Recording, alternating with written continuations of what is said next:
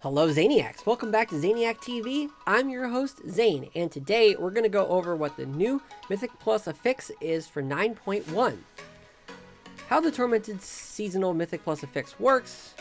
Get anima powers from lieutenants. Okay, so anima powers. That's what you get in Torghast. Let's see how that works. Alright, table of contents, we can skip that. Tormented Mythic Plus Affix. New lieutenants. There are 4 additional lieutenants through the dungeon. Unlike Awakened was 8.3. Lieutenants are present in the dungeon and require no additional clicking to be done. These lieutenants have very few abilities and seem to be rather easy to kill. However, they may be out of the way. Lieutenants are listed on your map and minimap. Okay, so back in 8.3, Awakened was pillars or obelisks. What you did was you clicked on the obelisk, you killed the person inside, and it opened up a portal. Here, you just go up to it, kill it, and then move on. They offer anima powers. Their health does not reset or wipe. They have true sight, which means they can see stealth, and they don't give percent count. The obelisks with Awakened did give percent count. Alright, so far what I'm seeing is that we don't have to do crazy, perfect, exact percent like we had to do in Prideful. So you see in my previous videos on Prideful, we do this pull here, and then we cut across it this way here, but don't accidentally pull this, then go back this way, and oh my gosh, what a mess. Okay, so that seems to be gone. Here, they're set in certain places, so that way you have to do that set of pack, rather than having to do a certain percent. Yes, I know, I just confused myself too. So what that means is that with Prideful, we have to get every 20, 40, 60, 80, 100%, we get a Prideful. And the Prideful gave us a damage buff for the next set of few pulls. So you try to line them up with bosses.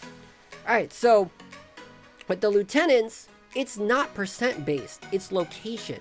So if you accidentally pull too much or accidentally not pull enough, it doesn't matter.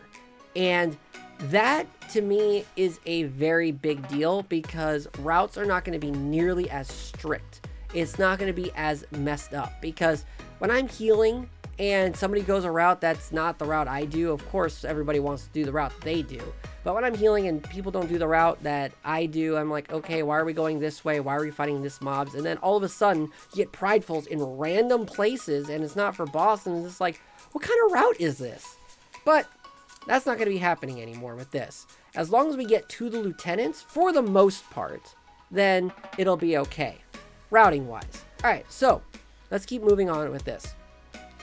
If you skip lieutenants, they give auras on the last boss.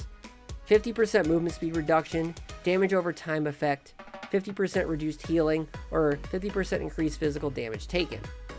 So, it sounds like to me, this is very punishing for the tank and healer, for the most part. DPS don't really have as much punishment when it comes to skipping. So each lieutenant you skip will apply these auras. So if you skip all 4 lieutenants, you get all 4 auras. Alright, so there are 4 lieutenants with 4 different abilities. Incinerator, Arcolath. Yeah, let's go with that. Incinerator Arcolath. Incinerator Arcolath's aura is Soulforge Flame, which causes fire damage over time. His other abilities are Scorching Blast, a void zone that leaves a patch of fire on the floor, so don't stand in fire, and Melt Soul, a dispellable magic debuff that increases fire damage taken. Okay, so sounds like the longer he's up, the more damage it takes, so you want to get him down really quickly. Pretty straightforward. However, you may want to make sure that you have extra room to work with due to the fire patches that he leaves on the ground every 3 patches. The oldest patch will expire. Okay, so it's up to 3 patches. So sounds like that melee are going to want to stack so that way it doesn't spread around that. And of course, range as long as they're spread out. Oros Coldheart.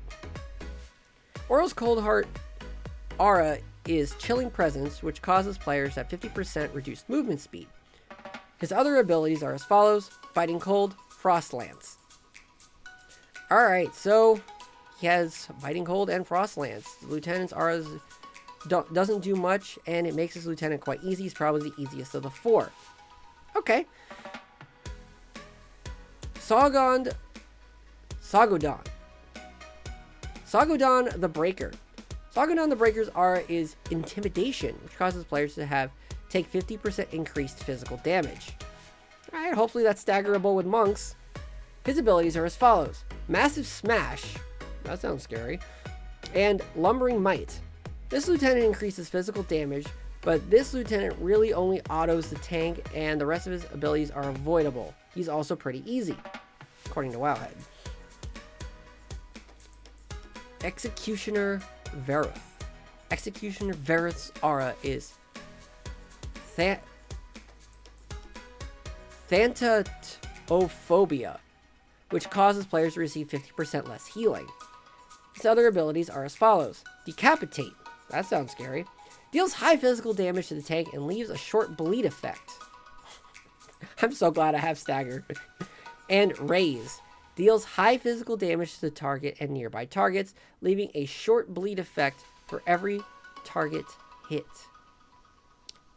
This lieutenant is rough and probably is the toughest of the four due to 50% reduced healing and some unavoidable bleeds. Alright, so then you get anima powers.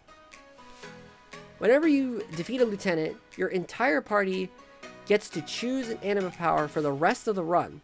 The anima powers are role dependent, so tanks won't get mana restoration, anima powers for example. In addition to anima powers are not RNG from the early reports, with players of the same role getting the same offerings of anima powers from each lieutenant. Okay, good. That was one thing I was worried about with anima powers, is that this is going to be super RNG, because look at Torghast. You can get some amazing anima powers, or you can get some terrible anima powers, which affects the run. So hopefully that sticks, because that's going to be rough having to do that. But below they've listed anima powers that we expect are available. So they don't actually know if these are available yet. If you see an anima power that's not on the list, feel free to send us a screenshot. So there's a couple here. While above 70% health, you have more haste and crits. While in combat, if there are 5 or more enemies within 10 yards, the skull releases a wave of shadow doing damage. Versatility is increased. Upon entering combat, your damage taken is reduced by 40%. Here's a list of some affix related anima powers. Some general anima powers.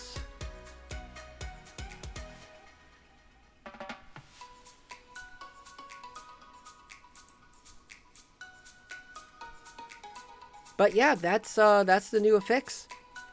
What are your thoughts? My thoughts are, I never really liked anima powers, because it's like, cool, let's make ourselves super overpowered and just plow through this. And it's like, okay, well, what if we get bad anima powers?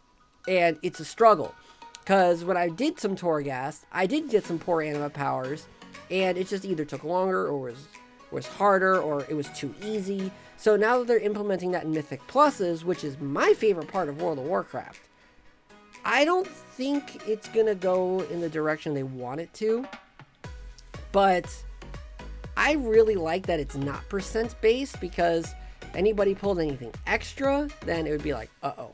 And what if you get a pug who chooses the wrong anima powers and the run takes longer or it fails? There are a lot of variants to it, but the best thing we can do is see how it gets implemented. And hopefully people will be able to do it correctly, and that's the goal. Are we going to have fun doing it? Is it fun?